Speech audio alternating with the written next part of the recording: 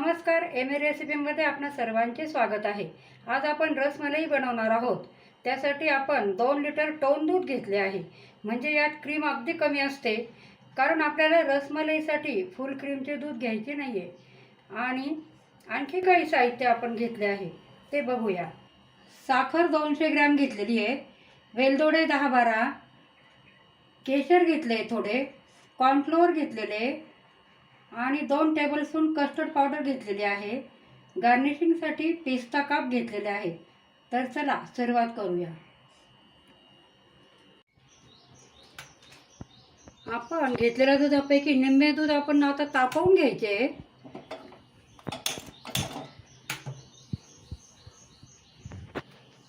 आणि उकळी आल्यानंतर यात आपल्याला लेमन पावडर टाकायची। Few moments later. 5 minutes later. Much later. दुधाला छान उकळी आली आहे।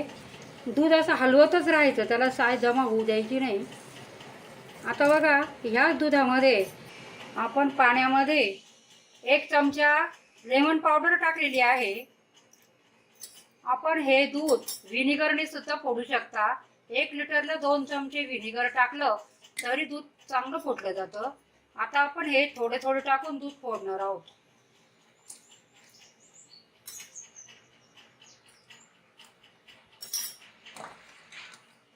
थोडं टाकलं की हलवत राहायचं।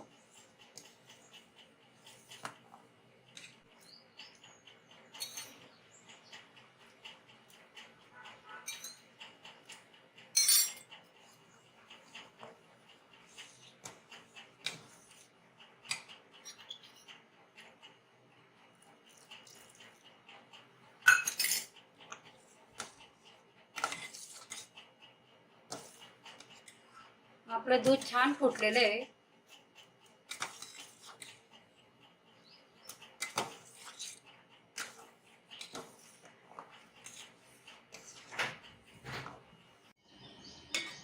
आपलं दूध फुटलेलं आहे।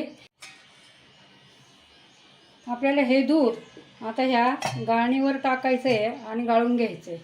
त्याच्यावर आपण हे पांढरं फडकं टाकलंय।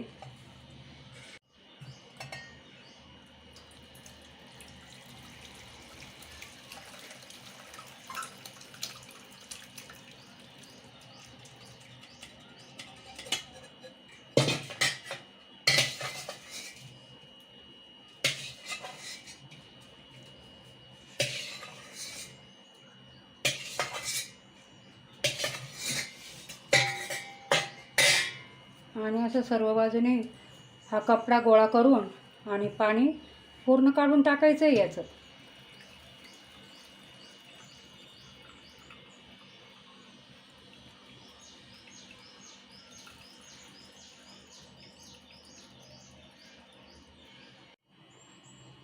आपण हा जे छेना म्हणतात त्याला, हे आपल्याला गार पाण्यामध्ये बुडवून घ्यायचं आहे पुन्हा।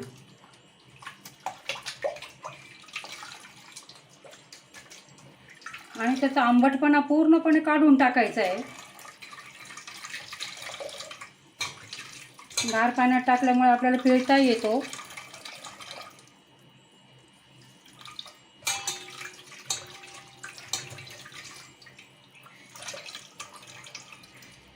आणि आता हा आपण 1 तासभर असंच ठेवूया। आपण केशर गरम दुधामध्ये थोडंसं टाकून आणि 10 मिनिटं ठेवणार आहोत।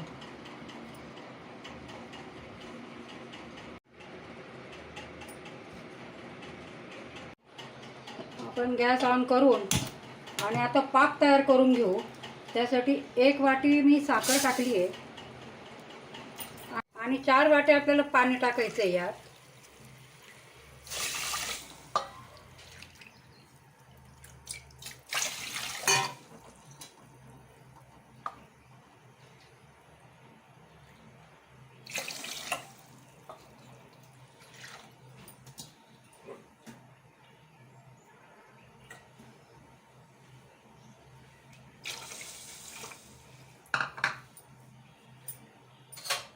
आणि हा पाक तयार करायचा, खाली साखर लागणार नाही याची काळजी घ्यायची. हलवत राहायचं थोडा वेळ.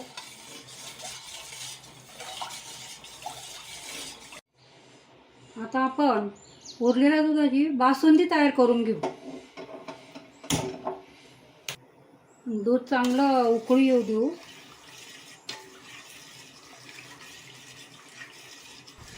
आपले दूध तापलेले आहे, त्यात आपण 5-6 चमचे साखर टाकून घेऊ.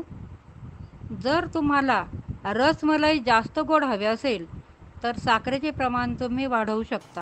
आणि हे केशर आपण जे भिजत ठेवलेलं होतं दुधामध्ये, ते दूधही याच्यात ओतून घेऊ. कस्टर्ड पावडर आपण पाण्यात 2 चमचे मिक्स केली होती, ते पाणी आपण याच्यात ओतून घेऊ कस्टर्ड पावडरचं. आणि छान बासुंदी तयार करू.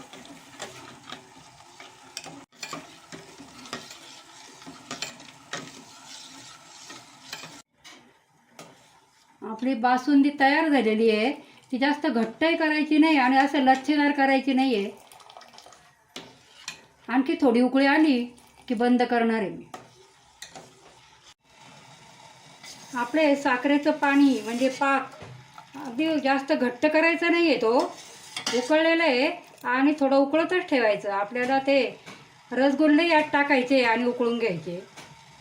ठीक आहे, आता आपण ते रसगुल्ले तयार करू.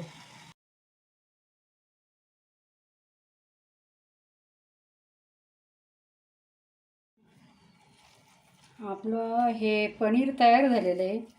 हा छेना म्हणतात त्याला, छेना. त्यातलं पाणी पूर्ण निघून गेलं आहे. थोडंसं मॉइश्चर लागतं त्याला. आता हे असं ह्या तळव्याने खूप असं भाकरीसारखं मळायचं, ते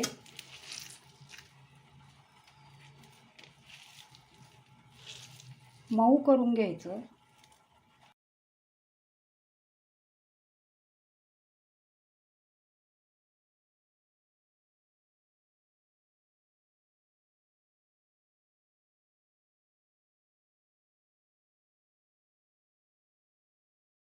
मला हा गोळा मळायला 10 मिनटं लागले. गोळा अगदी कोरडा झाला होता. मी 3-4 चमचे पाणी टाकून आणि तो असा भाकरीसारखं रगडला, त्यामुळे तो छान मऊ झाला आहे. आता आपण यात 2 चमचे कॉर्नफ्लोअर टाकून घेणार आहोत.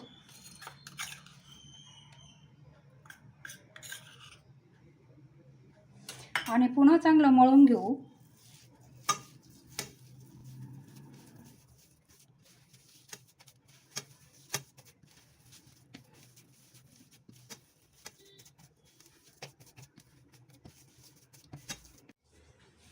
ह्या गोळ्याचे आपण एकसारखे भाग करून घेऊ आणि रसगुल्ले तयार करू.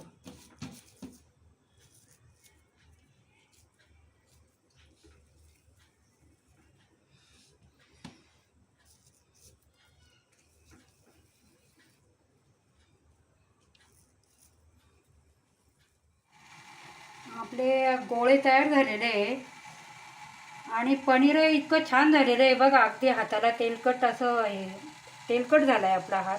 म्हणजे पनीर खूप छान झालेलं आहे. आता हे गोळे नुसते असे दाबायचे आणि 2-2 यात टाकायचे आणि उकळे आणायचे.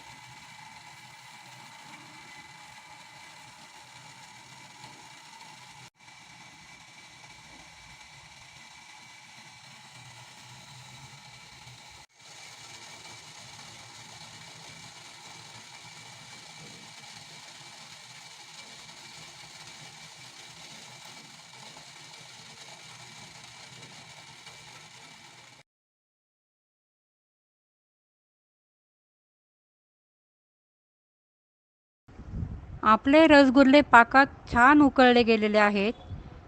ते अगदी स्पंजी आणि छान झाले आहेत. आपण हे आता हाताने दाबून रसात म्हणजेच बासुंदीत टाकून घेणार आहोत. आणि आता हे रसगुल्ले कमीत कमी 5 तास तसेच ठेवायचे आहे. नंतर तुम्ही पिस्त्याची गार्निशिंग करून सर्व करू शकता.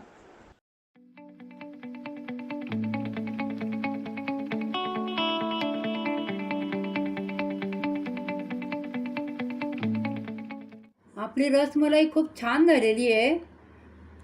आवडल्यास लाईक, शेअर आणि सबस्क्राईब करायला विसरू नका. धन्यवाद.